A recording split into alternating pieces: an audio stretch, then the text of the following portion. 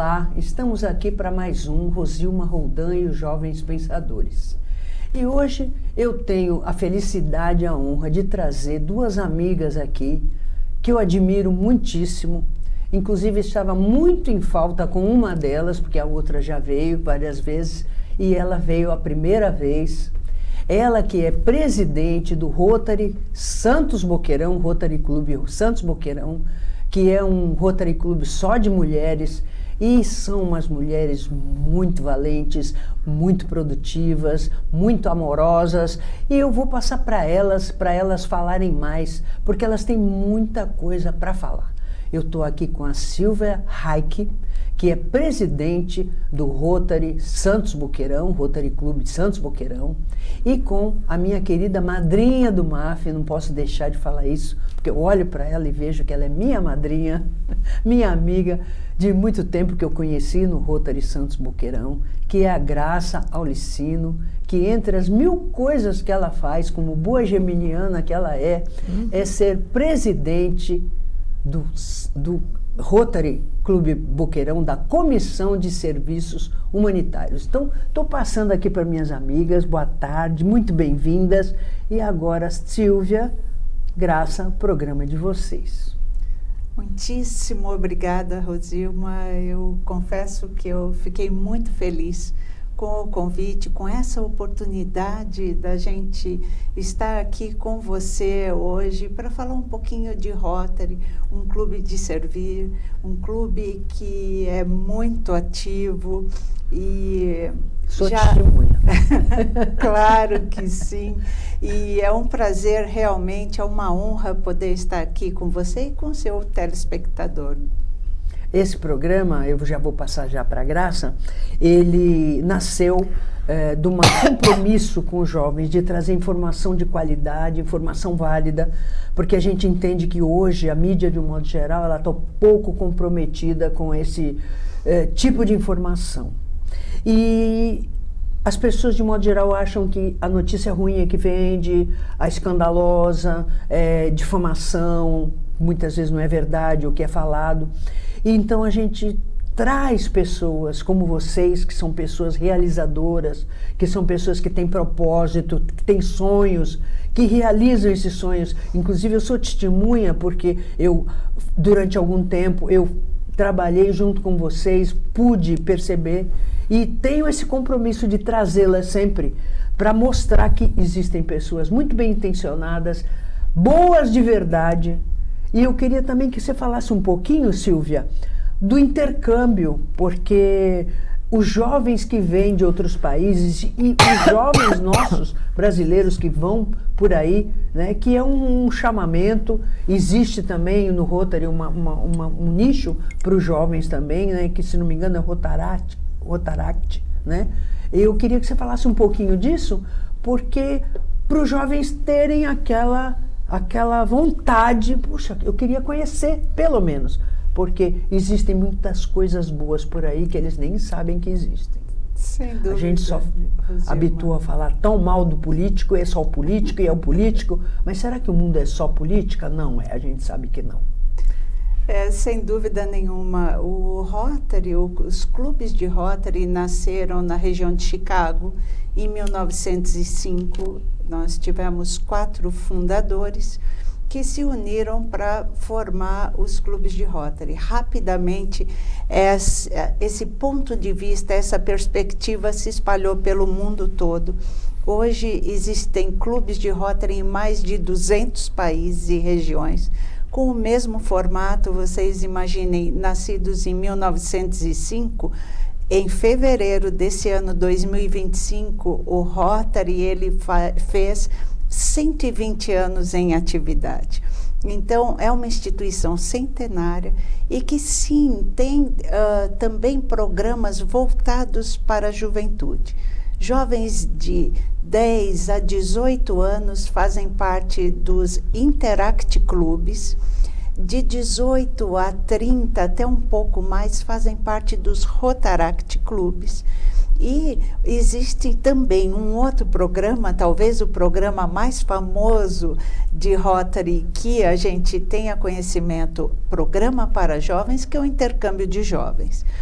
a base. Tem também aquelas missões humanitárias também, que o pessoal vai para regiões que são muito carentes do mundo, não tem isso? Sim, tem, se chamam grupos vocacionais que vão aprender em outros países como se fazem, como se desenvolvem alguns tipos de projetos.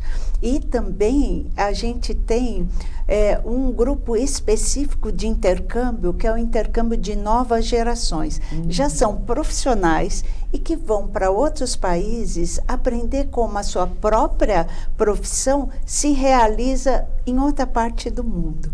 Mas o intercâmbio de jovens, o ponto fundamental é o desenvolvimento da paz. Porque você vivencia o programa de longa duração, você vivencia durante um ano, vivendo culturalmente em um outro país, por dentro das famílias e por dentro dos clubes de Rotary. Então, dificilmente você, após vivenciar essa experiência, você se voltaria contra um país que te acolheu. Então, o intercâmbio de jovens, a gente costuma dizer com um certo ar de riso que o jovem sempre diz, foi o melhor ano da minha vida. E com certeza é. É uma experiência que não tem preço, né, Silvia? Não tem, porque você vivencia por dentro do dia a dia de uma família, geralmente 3 a 4 famílias no ano, eles rodiziam, e é uma experiência incrível, vivendo como se fosse realmente como se fosse um filho família. da família. Muito interessante. E muito são vínculos que mesmo. ficam para o resto da vida. Graça, Comissão de Serviços Humanitários. Fala um pouco disso para nós. Antes de mais nada, Rosilma, muito obrigada mesmo, Rosilma, minha amiga, minha afilhada, por permitir que a gente esteja aqui e fale um pouco sobre o Rotary, o que o Rotary faz. Bom, Comissão de Serviços Humanitários. O Rotary, ele tem as suas áreas de enfoque no mundo inteiro. Aquilo que é necessário, que a humanidade está precisando naquele momento, e o que a gente, enquanto rotariano, pode colaborar com essas situações. Que nem a nossa presidente, a Silvia, ela fala da questão da paz. A paz é uma das áreas do enfoque. E a gente pensa como que nós podemos trabalhar a paz, né? E que projetos são esses? Então, o nosso clube, por exemplo, ele desenvolveu... É uma luta difícil, né, Graça? Sim, e até porque paz às vezes é dá a algo impressão subjetivo. Que o mundo todo torce pela guerra, né? Sim, mas quando a gente trabalha com a paz, por maiores dificuldades que a gente tenha o nosso entorno, e a gente tem essa vontade de disseminar a paz, os caminhos vão se abrindo e a gente consegue desenvolver.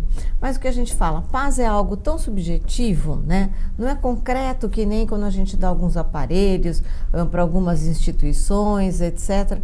Mas existe uma metodologia também para se trabalhar, que você já conhece um pouco, que é a justiça restaurativa.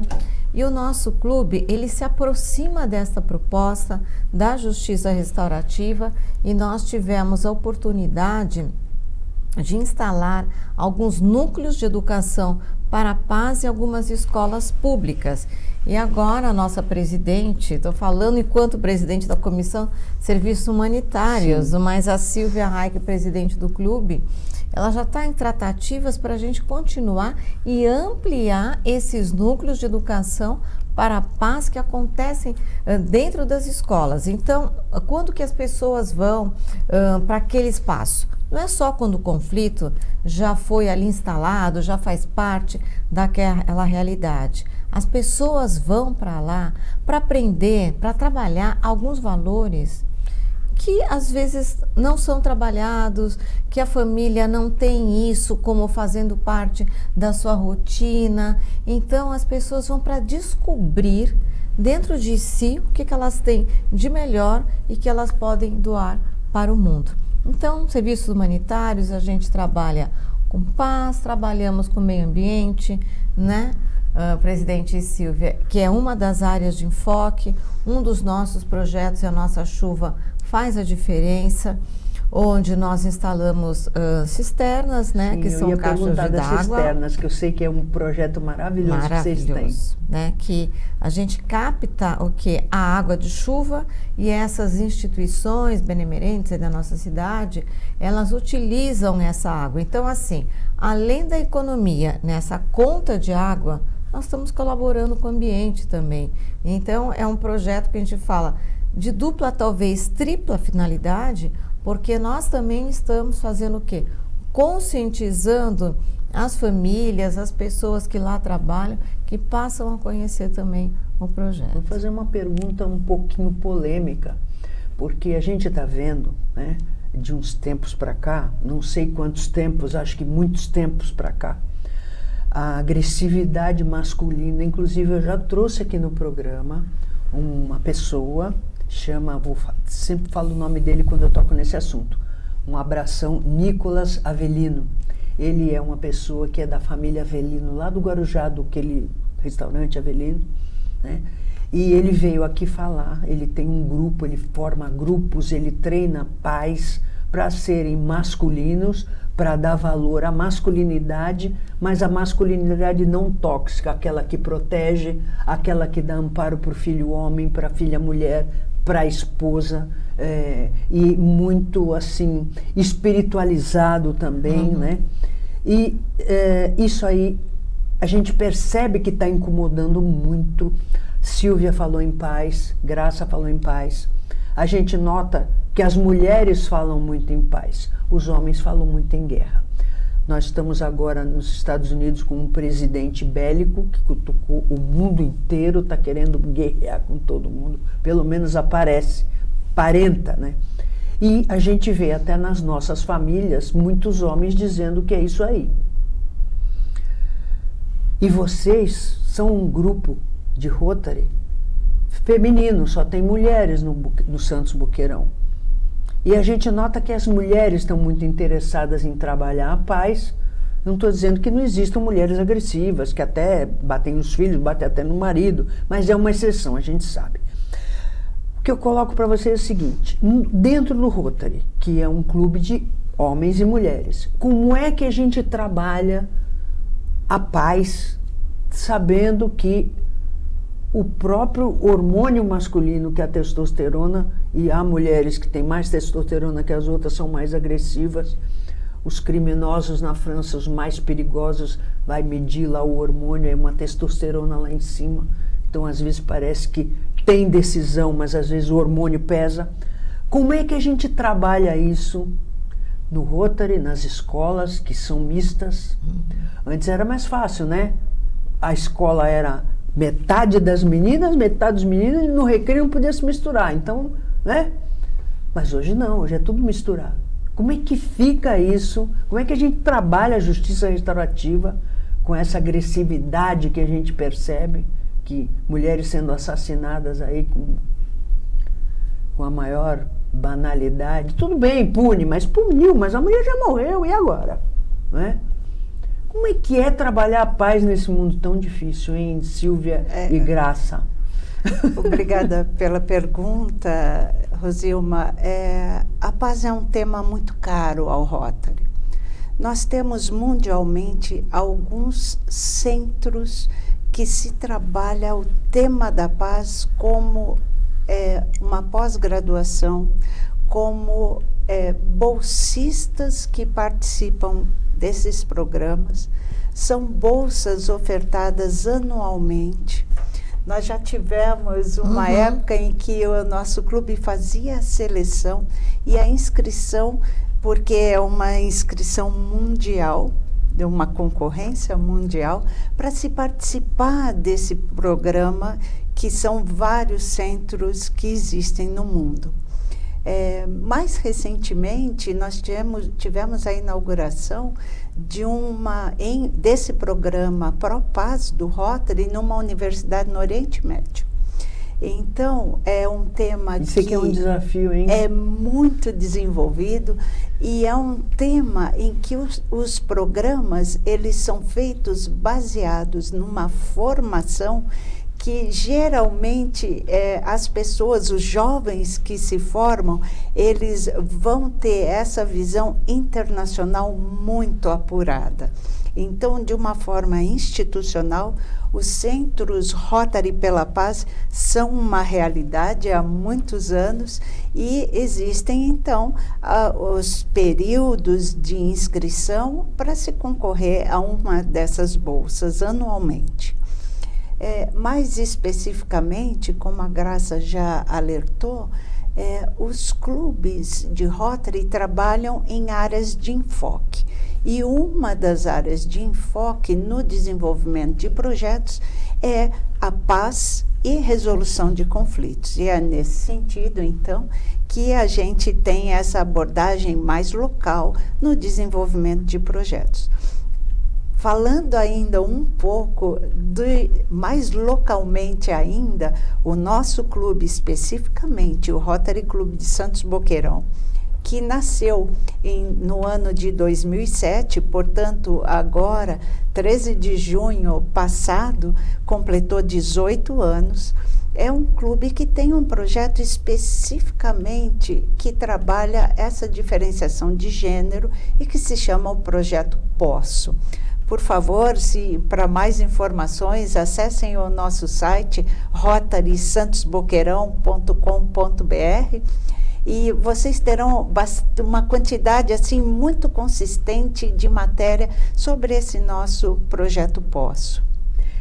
Inclusive, eu me lembro que dessas bolsas aí para essa pós-graduação, eu me lembro de ter lido numa revista do Rotary, que saíram pessoas que foram trabalhar na ONU pela paz. Então é muito bacana, né? É muito, quer dizer, é um trabalho efetivo, não é assim, blá, blá, blá. Né? Não, é um programa muito consistente. Muitas vezes você faz até uma pós-graduação, não precisa ser essa seríssima que você falou, e aí você mesmo diz, o que eu vou fazer com essa pós-graduação que eu fiz? Mas no caso do Rotary não, tem uma trajetória, né? E pessoas que estão trabalhando na ONU egressas dessa pós-graduação. Sem dúvida nenhuma. É um programa de altíssima qualidade, muito especializado e com um reconhecimento também muito importante nesses centros Rotary pela Paz.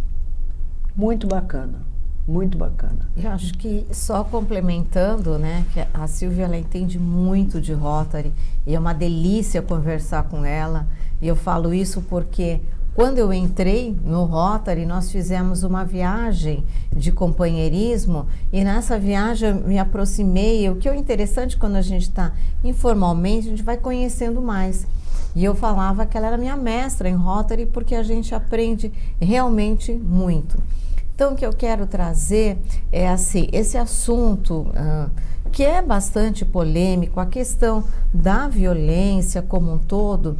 O Rotary, né, International, ele tem essa preocupação de trabalhar. Quando ele tem essa preocupação, quer dizer, todos os países estão envolvidos, todos os clubes de Rotary estão envolvidos e cada um dentro do seu espaço, do seu microespaço, mas ocupando adequadamente esse microespaço na sua região, o que você faz? Então a Silvia colocou muito bem, a gente tem esse projeto Posso. Entre no nosso site, entre no Instagram, vejam o que é, o que a gente pretende trabalhar, a questão da igualdade de gênero, do respeito. Exatamente. Porque não é a violência, que as pessoas falam assim, muito violência de mulher, etc., como se agora também tivesse crescido muito. Eu me questiono se isso realmente acontece, ou se hoje a mídia ela proporciona com que isso aconteça, que é até bom porque alerta as pessoas. As pessoas precisam saber Sim. que elas estão sendo vítimas de violência. Por quê? Quando elas são vítimas de violência física, é muito claro, é concreto. Sim. Quando é uma violência psicológica, não, às vezes ela não percebe. Quando elas vêm, elas já estão adoecidas porque elas já entraram naquele ciclo que é difícil sair se não tiver alguém para buscar. Então, o nosso projeto é nesse sentido de conscientizar as pessoas, de resgatar a dignidade destas pessoas quando às vezes elas já estão submersas naquele mundo e nem percebem que são vítimas de uma violência. Isso que você está falando é muito importante, porque eu até ia perguntar para vocês em relação à cultura do que é ser homem. Por quê? E é um pouco o que o Nicolas Avelino fala, já veio aqui falar no meu programa. O que é ser homem? Então, há alguns mitos, por exemplo, pedir desculpa. Será que eu tenho que pedir desculpa? Ou devo, ou posso? Ou isso é um sinal de fraqueza? Será que eu sou menos homem? Será que vão pensar que eu sou gay? A gente acha, nós mulheres, achamos absurdo isso. Mas eu atualmente estou com 3 homens em casa. É o meu marido, o meu filho e o meu neto. E eu sou uma observadora da alma humana, eu gosto muito, né? Eu sempre fui, eu não reparo como é que a pessoa está vestida, mas o comportamento me toca muito, né? E eu noto por certos comportamentos, principalmente provocados pela televisão, que existe isso, o medo de ter um tipo de comportamento que pense que as pessoas, quer dizer, não são as pessoas, está ali dentro, é uma cultura já inculcada. Que se eu fizer isso, vão pensar que eu sou menos homem, que eu sou fraco, que a minha mulher manda em mim, sabe? Existe isso. Então, a gente vê, por exemplo, o cara desconfia que a mulher está traindo ele, que às vezes a mulher nem olhou para o lado, mas ele acha, e aí ele vai e mata a mulher. Porque aí está seguro, eu matei, ninguém vai pensar mal de mim, que eu fui frouxo, que eu... Enfim, né? E é isso que eu acho difícil trabalhar, é essa cultura que vem do pai, do avô, do bisavô, do trisavô, né? Que vem, ao mesmo tempo eu me lembro dos meus avós portugueses, que meu avô não era português, mas era filho de português, minha avó era portuguesa, veio com 6 meses. Nunca levantaram a mão para as mulheres. Então você pensa assim, então veio uma cultura europeia, que é diferente da nossa aqui. Aí eu pergunto, onde foi que a gente se perdeu? A gente como humanidade, né? Porque a reação que vem, claro que a gente sabe que são habilidades socioemocionais mal trabalhadas, mas isso não é cobrado do homem, é cobrado da mulher. Porque ela educa, é professora, é mãe. Mas do homem não se cobra nada, cobra que ele tem que ser homem. E ser homem é bater, é matar, é se vingar, é mostrar que ele tem raiva. Como é que é isso, Por isso Graça? A gente precisa também trabalhar com o homem, com essa figura, né, masculina. Porque desde a infância é dessa forma, né? A divisão dos brinquedos. Por que não pode ser compartilhado, né? Por que eu não posso brincar de casinha, por exemplo? Por que existe esse rótulo e essa divisão dentro, né, dessa infância? Então, este homem que também ele comete uma violência, ele não está bem com ele mesmo. Ele está sofrendo, ele tem inseguranças. E também tem isso, ele não procura ajuda também, porque se ele for procurar é louco, é gay, é sei lá o que eles pensam. Então, nesses programas, exatamente, quando a gente pensa nesse trabalho de igualdade de gênero, também é trabalhar com essas inseguranças, né, da figura masculina que conduzem a esses comportamentos. Porque imagine só, a angústia não é defendendo, né, as violências, mas a angústia que as pessoas elas vivem e que fazem com que ela chegue a esse ponto de Sim. cometer uma violência. E às vezes aquilo já vem acontecendo décadas. É pai, é avô, é bisavô, vem reproduzindo esse modelo. E aí... hoje, né, que o mundo está que a mulher está conseguindo, né, encontrar o seu espaço, eu digo conseguindo porque eu vejo que a gente ainda está em processo de sair desse círculo, né, transgeracional, né, da violência e dessa necessidade da figura masculina ter uma posição muito mais forte, é difícil, porque às vezes tudo isso passa a ser o quê? fazendo parte do cotidiano. Por isso que assim, que o Rotary tem esse projeto muito grande, mundial, que pensa em paz, nas bolsas de paz, que nós já tivemos, né, presidente Silvio, candidatas à Bolsa de Paz que concorreram para esta pós-graduação lá no nosso clube, e nós, no nosso espaço, enquanto clube, desenvolvemos esse projeto também.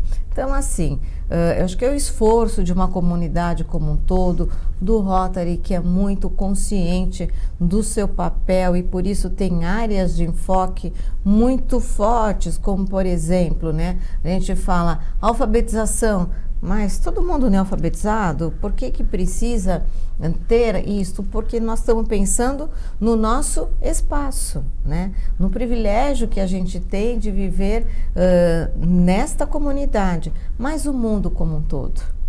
A vacinação da polio, aí eu vou deixar a nossa presidente falar, que ela fala muito bem sobre isso, mas a polio já não foi erradicada?